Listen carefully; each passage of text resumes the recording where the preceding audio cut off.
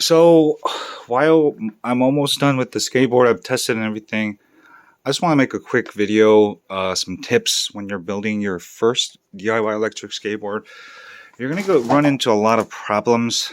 I mean, if you're building just like a Chinese ESC with some, eBay dual hub motors, dual belt motors, it's pretty much plug and play.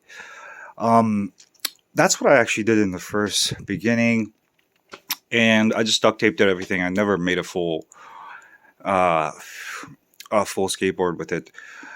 So I really moved on to like really looking into motor mounts. I back then I didn't know anything about motor mounts, how to mount them, how the belt, how to build a belt driven drivetrain. And then now I've gone through you know maybe three or four different motor mounts, three different trucks.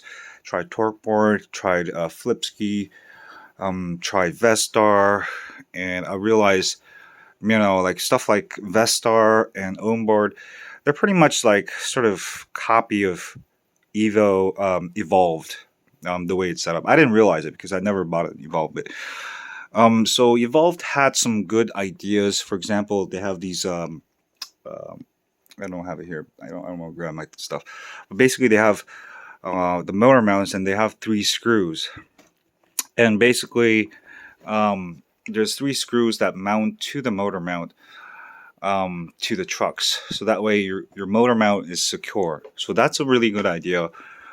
So a lot of boards like Ownboard, Vestar would copy that and use it for their design, which is fine, completely fine. And then you got this, Haggy board stuff, which is perfectly milled, so I don't think I'll have any problems like that. So you can adjust it. Now the bad thing with evolved style ones, you really can't adjust it. You're pretty much stuck with the set position. But the good thing is it's permanent. It's not going to move. You don't have to worry about the motor mounts being moved by the force. So whenever you build your skateboard, you're gonna run into a ton of problems, and one of those like really easy to follow kits. But then I don't really recommend those because those are really overpriced. They got those Rebel kits, but they're really overpriced. And if you do it yourself, you're going to be able to learn so much more and basically put better parts. So this all cost me $1,300. Um, but it took me a ton of stuff, like stuff I went through, like on this build. Every build I run into problems. Like I've never had problems with flip ski motors, the key, and both of the keys that came, one of them was defective, so I had to Dremel out to make it fit. But if, for example, if you didn't think about that and it was your first, uh, electric skateboard you're building, then you might have screwed everything up and, maybe get your pulley stuck. Actually, it happened to me during this build too. So I lost a pulley because it got stuck and I had to pull it out. And I realized, oh, the keys was small, so I had to Dremel it out. All right, so today I spend most of the day clearing out. This is like a cheap AliExpress battery box. So I bought this battery box. It actually has a bunch of slots and stuff.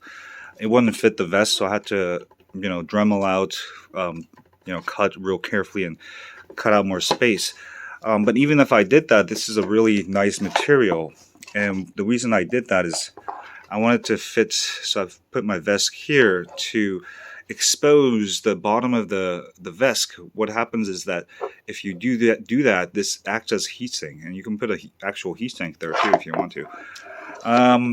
So that's just a small part of what I'm doing, but I see a lot of boards people are building, especially on YouTube. They don't really talk about stuff like heat, and they got like pretty much the same board like this, but with absolutely no heatsink. And what's not going to happen is if you go up steep hills like where I live, your electric skateboard is going to stop. It's just going to overheat, which isn't a bad thing. When the vest is very safe, if it overheats going up steep hills, your board will have to cool down and you can go again. But obviously, I've mitigated that problem because I had to deal with that. So a lot of not a lot, but a few out there, they're building these powerful skateboards without actually testing in stressful environments. Now, like I said, the good thing is I build skateboards where I have to go up 30% grade, up or down. My my house literally sitting on ground like this. We have erosion problems. That's how I have an aloe farm to mitigate that erosion problem. Especially San Francisco. I'm not in San Francisco, but I'm in the city next over. But San Francisco has always had some huge hills, as you guys probably know, and that's why I couldn't skateboard. I have moved to my house almost 9 years ago, 10 years ago, and I'm like, okay, I'm gonna go skateboard. Well, there's no skateboarding within quarter mile. I have to go down a hill, 30% grade, or I have to go a quarter mile. Basically, I can't. For regular skateboarding, you really need like sort of somewhat flat. So I would always want to go skateboard. If I want to, I'll take the skateboard and go to the beach, where they have some asphalt, flat asphalt. But otherwise, I'm not going to be skateboarding every day. But that's what really changed my life. When I first got the boosted Mini S, I just started, man, I started going up and down my hills, and I'm skateboarding again every day. And I'm 40 now, and my legs, I can work them out, and they're getting stronger.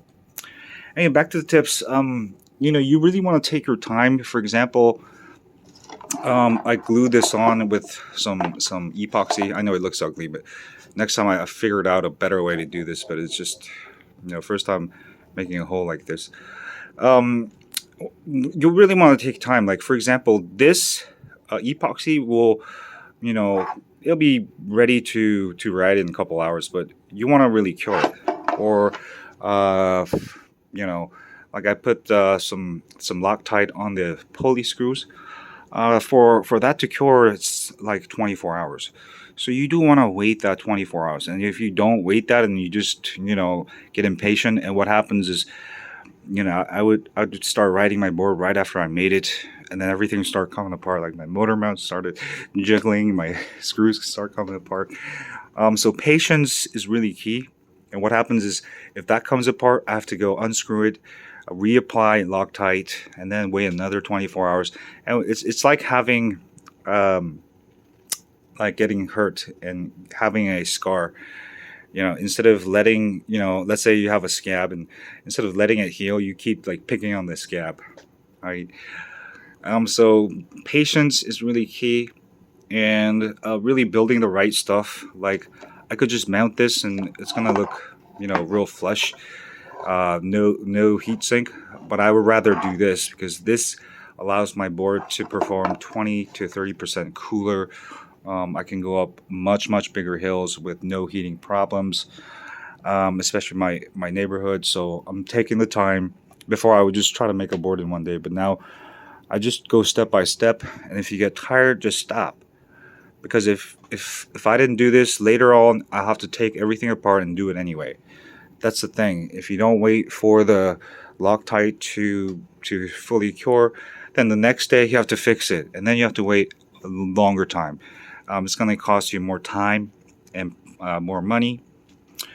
Just so always take your time, and if you just take it real slow, like if you're a complete beginner and you're going to follow this guide, I would do like 1 5-minute section at a time. Like, put one wheel, put one motor. Really think about, double check, triple check everything, and then because your life depends on it.